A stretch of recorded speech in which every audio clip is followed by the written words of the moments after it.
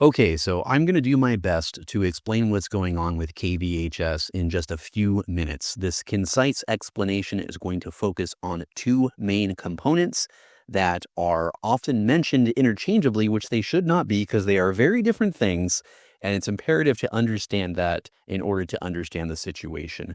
Okay, those items are the license and the lease. The license is an FCC document that allows us to broadcast on FM airwaves.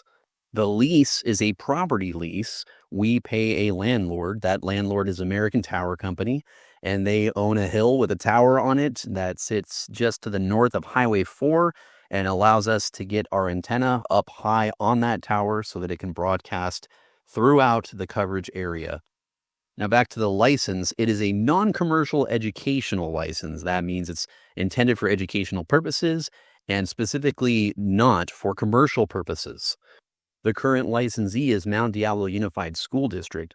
And that makes sense because that's where KVHS started at Clayton Valley High School in 1969, which then was a part of Mount Diablo Unified School District and remained so up until 2012 when the school went charter.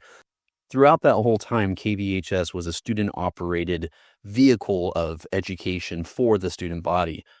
Now, after the school went charter, KVHS found itself in a unique situation where it was kind of stuck in the legal negotiations between Mount Diablo Unified School District and the school that's now charter and not part of their district. And KVHS studio at the time was still on that campus, so it was kind of a mess.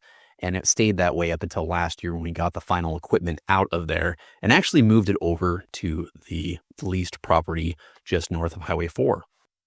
So here we are now in 2025. Everything's over there at the leased property.